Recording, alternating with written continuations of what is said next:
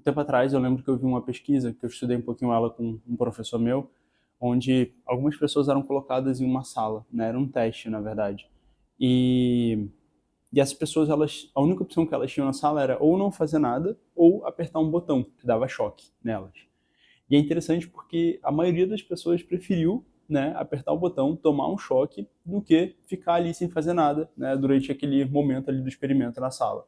E isso, eu lembro na época, eu já estava há alguns anos no budismo, né, e aquilo mexeu muito comigo, porque eu fiquei, caraca, eu pago, né, para ir para retiro, para ficar sozinho em silêncio, né, sozinho assim, que eu digo, ali no grupo ali, né, mas de forma solitária interna, em silêncio, olhando uma parede, meditando na natureza e tal, e as pessoas elas preferem tomar um choque do que ficar em silêncio com elas mesmas, né? Ou seja, a própria presença delas, ficar em silêncio com elas mesmas é tão desconfortante que elas preferem tomar um choque. Isso é no mínimo assustador, né? Isso é no mínimo pra gente ficar, uau, né? A maioria das pessoas pode achar isso normal, mas quando a gente ultrapassa essa primeira barreira do pensamento, do excesso, da ansiedade, do movimento interno sem parar, a gente começa a perceber que, cara, isso é assustador viver dessa forma. E o jeito que a gente vive hoje influencia muito isso. Inclusive, tem uma outra pesquisa muito interessante sobre esse tema, que eu até já falei sobre ela aqui no canal, que é uma pesquisa chamada A Wandering Mind is an Unhappy Mind, né? Essa pesquisa, ela fala, basicamente, foi uma pesquisa feita com várias pessoas e, vou resumir para vocês, eles mandavam SMS para essas pessoas, isso foi em 2011, eu acho, se não me engano, então não tinha WhatsApp, aplicativo, assim, desse jeito, né? Então eles mandavam SMS para as pessoas e elas tinham que parar, né? Independente do que elas estivessem fazendo, e responder um quiz rápido, tipo, você está feliz agora? Sim ou não? O que você está fazendo? Era isso, né? E aí, a conclusão que eles chegaram no final de toda a pesquisa, falando que todo mundo, era que não interessava muito a tarefa que a pessoa estava fazendo. O que interessava era quão presente ela estava. Então tinha gente que estava mais feliz lavando a louça do que gente viajando. Então tinha um cara que estava viajando, curtindo a viagem de férias, e ele estava mais tenso, mais irritado, mais estressado, mais ansioso do que uma outra pessoa que estava lavando a louça, que estava trabalhando, que estava, sei lá, cuidando da casa, entendeu? Ou seja, esse estado de presença, ele é muito mais importante, ou seja, a forma com que você conduz a sua mente é mais importante do que o ato, né, em si. A gente tende a criar essa ilusão de que algo precisa acontecer para eu estar feliz, mas na verdade, a principal transformação que você pode fazer na sua vida inteira é cuidar da sua mente, é transformar a sua mente, né? De alguma maneira, existem muitos mecanismos, mas cuidando, olhando, observando a sua mente, você consegue conduzir a sua vida inteira para um outro estado, né? Mudando a mente, você vai mudar a sua vida também. E eu queria muito que vocês prestassem atenção aqui em mim, né? Que esse vídeo aqui, tenho certeza que é um dos mais importantes aqui do meu canal, porque o conceito que eu vou ensinar para vocês agora, o que eu vou passar para vocês aqui agora, é uma coisa que eu demorei muito para aprender, com todos esses anos estudando neurociência, estudando o budismo, praticando muito. Eu entendi isso, e se eu tivesse entendido isso lá no começo, o Gabriel de 18, 17 anos, teria sido muito mais leve, né, toda essa jornada até agora. Porque a gente pensa que meditar é um processo de cruzar as pernas e ficar sentadinho ali, né, fazendo um som assim, e isso é o maior erro do mundo, né? Na verdade, isso é um erro porque as pessoas não entendem o que é o conceito de meditação. E mais importante ainda, que é o que eu quero passar para vocês, é esse conceito do que é o mindfulness. E se você entende isso, você entende que isso pode ser a sua vida a qualquer momento. Isso não precisa ser só um momento em que você senta e fica quietinho, né? Você vai falar, pô, mas eu não tenho tempo para isso. Você não precisa ter. E é isso que eu quero que vocês entendam. E se vocês entenderem isso, qualquer momento do dia de vocês pode ser um momento para que vocês possam, como o artigo falou, uma mente distraída é uma mente infeliz. Então, o que eu quero que vocês façam é o contrário. Vocês consigam ter uma mente presente para que vocês tenham uma mente feliz, né? Então, basicamente, o que eu quero passar para vocês é um conceito da atenção flutuante, né? É um conceito que, na verdade, não é muito utilizado dentro do meio de mindfulness, do meio contemplativo, budista, enfim, yoga, não é muito utilizado, mas ele é utilizado na psicanálise. E, para quem não sabe, eu sou estudante de psicanálise, né? E então eu trouxe esse conceito, esse termo, né? Por quê? Porque é fácil de explicar a partir dele.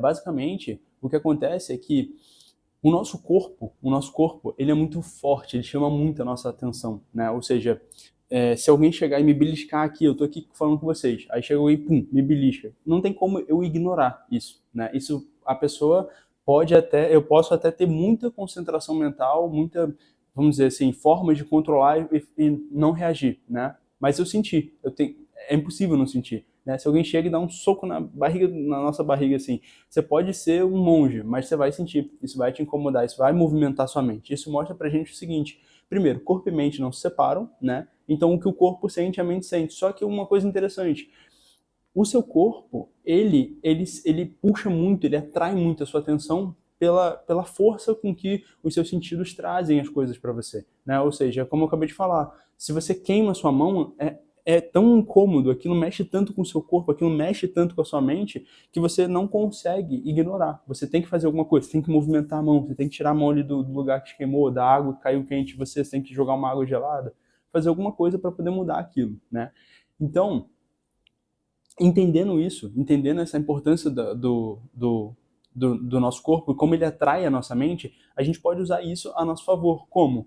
Usando o conceito que o mestre Thich Nhat Hanh, ele chama de âncoras, né? São as âncoras mentais. Ou seja, se eu trago a atenção para o meu corpo, se eu consigo sustentar a atenção, por exemplo, na minha respiração, né? No meu olfato, em um dos sentidos, o que vai acontecer? Eu estou sustentando a minha atenção aqui, no momento presente. Se eu uso a minha atenção no olfato e fico só ali, não presto atenção em mais nada, eu ignoro tudo, fecho os olhos. Aí fico só aqui prestando atenção no ar entrando e saindo. O que está acontecendo? Eu estou sustentando a minha atenção no momento presente. Né? Eu estou obrigando a minha atenção, a minha mente a permanecer aqui. E percebe que eu não forcei a minha mente. Eu não fiquei tipo, mente, por favor, presta atenção na respiração.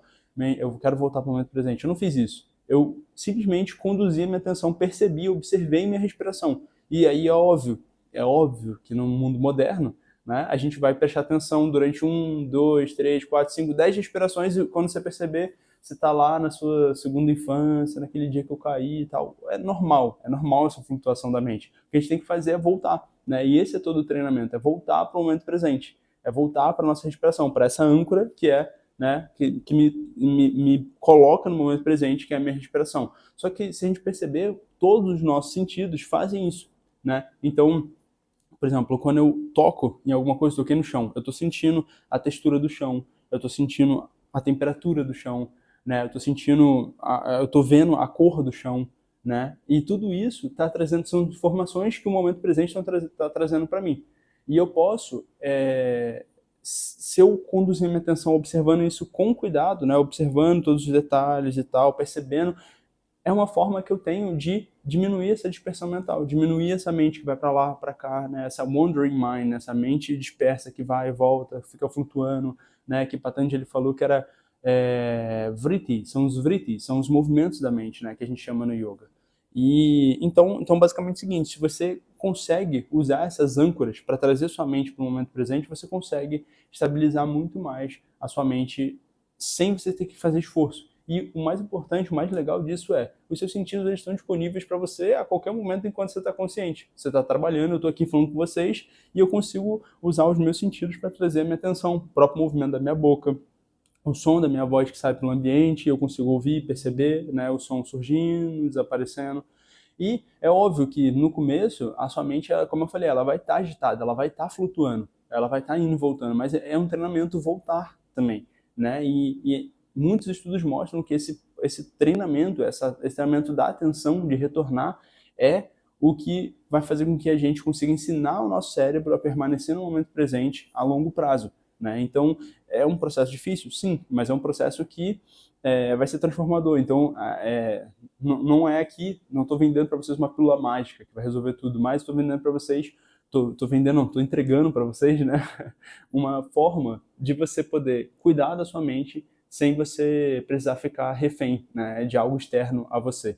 Né? E essa é a ideia geral do mindfulness e que a gente pode utilizar essa atenção flutuante, ou seja, eu estou aqui percebendo os sentidos, eu estou percebendo o meu corpo, eu estou fazendo o que eu tenho que fazer e tentando sustentar minha atenção nos sentidos, usando eles como âncoras para o momento presente. Então, se você faz isso, eu tenho certeza absoluta que essa diminuição dessa ruminação mental, esse excesso de pensamentos, você vai notar isso bem claro, né? E você vai perceber que a ansiedade, junto com isso, vai começar aí por água abaixo, ele vai começar a desacelerar, a diminuir cada vez mais. Eu sei, porque eu tô falando isso de um lugar de fala, de um lugar de um a gente nunca deixa de ser ansioso, né? Ainda mais no mundo que a gente vive hoje, excesso de estímulos. Inclusive, no meu último vídeo eu falei exatamente sobre isso, né? Então, se você tem interesse, assista o último vídeo onde eu falei sobre como os yogis já falam desse excesso de estímulo, do problema dos estímulos em excesso há 2.000 anos atrás, mais que isso até. Então, a gente não deixa de ser ansioso, né? Isso faz parte da nossa mente, do jeito que a gente vive hoje, mas a gente consegue conduzir com mais consciência, a gente consegue diminuir muito mais, a gente consegue não deixar com que essa ansiedade crônica tome conta da nossa vida e não permita com que a gente viva, que a gente faça as coisas que a gente tem que fazer. E é isso, gente. Espero que vocês tenham gostado aqui desse vídeo, espero que vocês tenham entendido esse conceito de âncora. Qualquer dúvida, vocês podem deixar aqui nos comentários, eu sempre respondo vocês. E a gente se vê no próximo. Tchau, tchau.